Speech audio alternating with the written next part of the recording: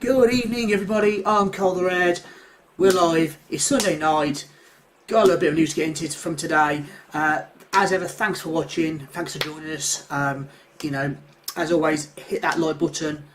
If you haven't already, please do subscribe to the channel. It helps out. The likes, the subscribes. Doesn't cost you anything, but helps give me a little boost, a little positive to help me try and grow this YouTube channel that I'm trying to build a little bit.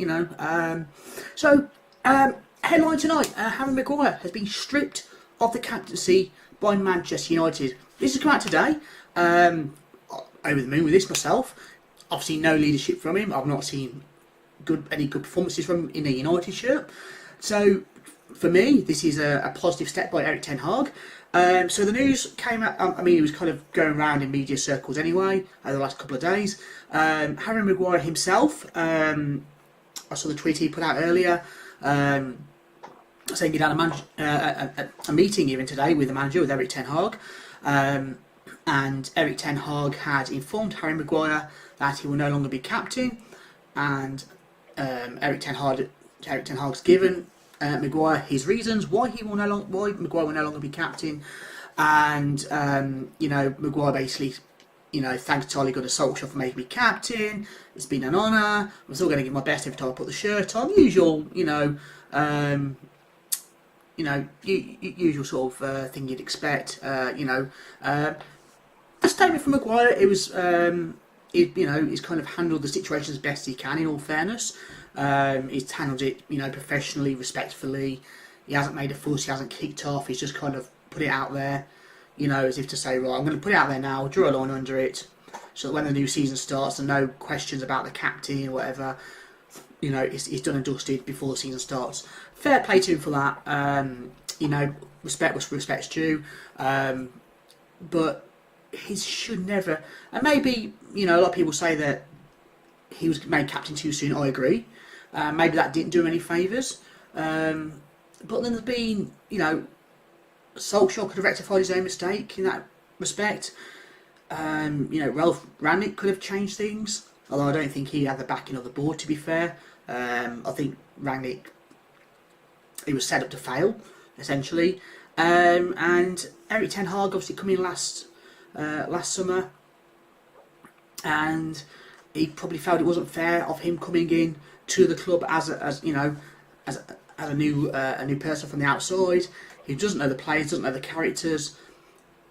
He probably didn't feel that it was fair of him to come in and make wholesale changes in that sense. And changing the captaincy potentially can disrupt a dressing room. So if you've got a popular captain, captain the squad generally get behind, and you strip them of the captaincy, it can go down pretty badly. You can make yourself a few enemies in the dressing room from the get-go. So I think Erik ten Hag last summer, he didn't want to rock the boat too much. He wanted to just kind of build and steady the ship, and get off on a good foot, basically. So yeah, I think that's something that Erik ten Hag had to handle.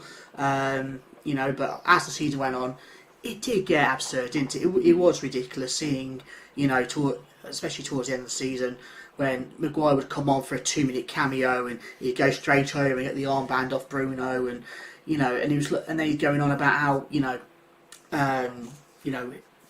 he's not lost a game and this, that, and the other as a captain. So well, you've not played. How can you lose again if you don't play?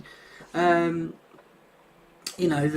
was a joke that Maguire was our centre back with the highest the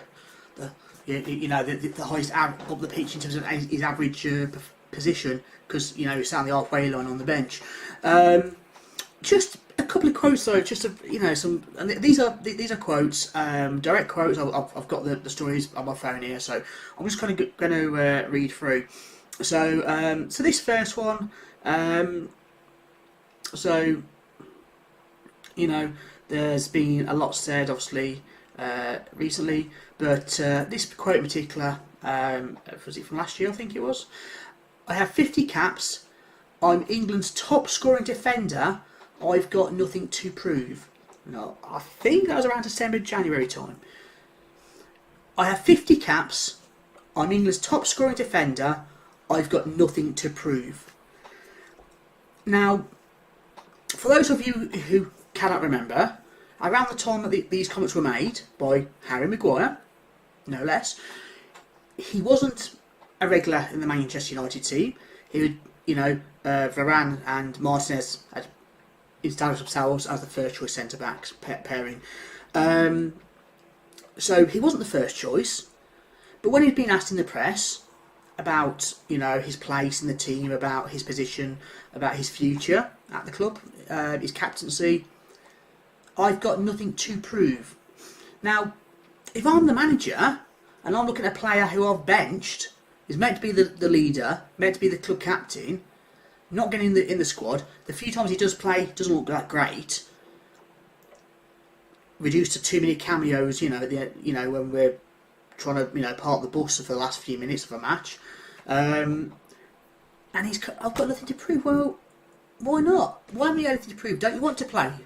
Do you want to play every week? Because if you do, you've got something to prove, then surely. You want to prove that you're better than Varane or Martinez, to prove that you deserve a spot in the lineup. Where's your professional pride, Harry Maguire? Come on. So it was something that at the time, it rolled me at the time when I heard it, and I'm glad, in all honesty, that we've got to the point now where Erik ten Hag has took the action that he's taken and stripped him on the captaincy. So there's that one. So that was from earlier this year. I'm sure it was January the more I think about it. And I've got this one now. This is from April of 2022. So, going back just over a year now. And again, Harry Maguire did an interview where he's been criticised. At the end of the previous season, rightly so. It was an awful. That was the Solskjaer Rangnick combination season. It was awful for so many reasons. So many reasons why that was an awful season. Worst United team in 30 years, the Premier League era essentially. So much was wrong. So much didn't just work at that club. And as the captain, surely you have to take at least some responsibility for your role in that, in terms of the times that it was visible that everyone on the pitch had down tools. There was a lack of belief in the squad. Morale was at an absolute rock bottom. There was no pride in the shirt. As a captain, when the cameras pan to you, Harry Maguire, you're not there, trying to lift spirits, trying to encourage your teammates. There's different styles of captaincy. Some will be there going, "Come on, lads, let's keep going. Let's play for a bit of pride. Let's keep it. Okay, well, he's a 3-0. Let's keep it to 3-0. Let's dig in." There's none of that. I didn't see him shouting, digging anyone out, Roy Keane style. So where was it? Where was the leadership? Because all I saw, he goes hands on his hips, looking down at the floor, feeling sorry for himself. That wasn't leadership. And that was off the back of that season. But off the back of that season, Harry Maguire, nothing to prove. Nothing to prove. I wouldn't be playing every game for Manchester United in the starting 11 if I'd been playing bad every game or not playing well enough. There's a reason why both managers, meaning Solskjaer and Rangnick, have put me in the starting 11 every game. Now, just want to go back. I wouldn't be playing every game if I'd been playing bad every game or not playing well enough. There's a reason why both managers have put me in the starting 11 every game. Well, just to refresh minds again, that was a season where Varane had a few knocks, so he missed some game time for that. Obviously, we didn't have Martinez then, so we essentially had Lindelof, Maguire, and Varane as our main centre backs. Now, at the time, Maguire was the £80 million signing, 200 grand a week. Ole Gunnar Solskjaer's big signing, and when Ralph Rangnick come in, he couldn't rock the boat. He couldn't, he couldn't rock the boat too much because he hadn't got the backing from the board above. He was a puppet being set up to fall, to take the blame for everything the Glazers and the director of football did wrong. So Harry Maguire has spent the last couple of years thinking he's amazing, thinking he's better than he is. Because he's got nothing to prove and he's being picked by every manager. And then Erik ten Hag comes in and also he's not being picked by every manager. But even after half a season of that, he's still got nothing to prove. So Harry Maguire, you're no longer club captain. Is that not the kick up the backside you need? Your England place is surely under threat ahead of Euro 2024. Is that not the kick up the backside that you need? Now, there's been a story come out today that, and obviously what we don't know with this is the timescale. West Ham are interested in Harry Maguire. Now, Harry Maguire has apparently said he's not interested in going to West Ham, wants to stay United and fight for his place. What's not known is when this West Ham approach or inquiry was made, and when he had, in relation to when he had that chat with Eric Ten Hag about the captaincy and his role in the team. Now, if the West Ham thing came before the chat with Eric Ten Hag, maybe, and that's now a kick up the backside for him to reconsider, and maybe a West Ham, a Spurs, a team like that, maybe something like that is going to be beneficial for him. Maybe that is something he should be looking at for his own career, for his own professional pride. Hey Cab, nice of you to tune in, appreciate it, mate. Do it the like button if you haven't already. But yeah, I mean, to me, that's what he needs to be doing now. And he's not the only player at United. You look at your McTominays, you look at your Freds. There's so many players who, do you want to be playing first team football week in, week out? Or do you want to be sat on the bench? Do you want to be sat on the bench at a club that's improving, earning big money, but you're not really playing any part of that? And maybe you'll start to feel left out. Maybe there'll start to become some resentment from other players in the squad towards you because you're not contributing to the success in the way that they are. I can't see how that's good for anybody. It's not good for the club. It's not good for the players. It's not good for the manager. It's not good for the fans. It's not good for the club bank balance. I mean, what does it even achieve? We need to get, and this is where the director of football, which is John Murtagh, Richard Arnold, the chief executive, whatever he is, the Glazers need to get the backside in gear. Well, the Glazers need to get out of the club for a start, but that's a whole other topic. And start selling players. I said it last night. We need to move out the deadwood to make room for players to come in who are good enough. If Harry Maguire isn't trusted by the manager, because there's been plenty of teams over the years who had a captain who doesn't necessarily play all the time. We had it with Gary Neville. He was club captain, but he didn't play every week, did he? Whether it was injury, whether it was whatever, he didn't play every week. Chelsea did it with Aspilicueta. You can do it if it's someone who the squad backs and the manager backs. And to me, the manager has made it clear he does not trust or back Harry Maguire, but strip him off the captaincy. And now the club's put out a public statement to that effect as well. I just think that, if you're Harry Maguire, could it not be any more clear that your time as a Manchester United player is coming to an end? Look for your West Hams, look for your Evertons, your Spurs, your Wolves. Look for them as your way out, because that is a place where you can go, play week in, week out, probably thrive, probably look really good, and to me that's where you need to be. So yeah, I do think that we need to see more of that.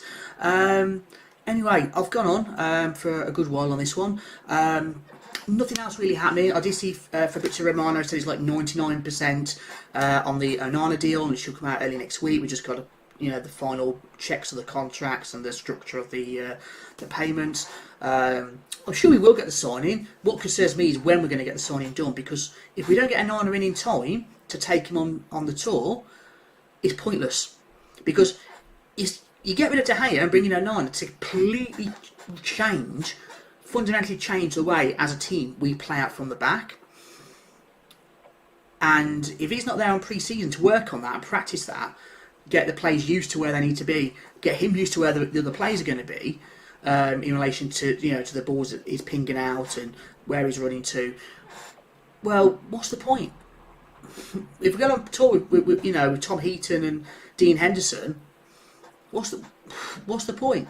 So we need to get going. We need to get players in. We need to get players out. But positive step. Some people are saying that Eric Ten Hag's been ruthless with the De Gea situation now, with the captaincy situation. That's one way of looking at it. And if that's the case, I hope that continues in terms of pushing Maguire out the door, pushing McTominay out the door, pushing Fred out the door. Because they're the players that we need to get rid of. We need to. They're they're not players that are going to win you a Premier League. Probably won't even win you an FA Cup. Let's be honest. If you got to play Man City and beat them, so we need to get rid of those players. We need to get better players in. I see Liverpool doing it. I see Arsenal doing it now. Now they've got Rice in, especially. You know, Chelsea. Who knows? They find money out of nowhere. City, obviously, always just go and get players because Pep can. You know, Pep and the money situation, they can do pretty much anything they want. So, yeah, I think United, we're moving in the right direction, but very, very slowly. And is it going to be in time for the new season to actually make any impact? Anyway, that's my thoughts. What's your thoughts? Drop me a message down in the comments. If you haven't already, hit the like button, hit the subscribe button. Thanks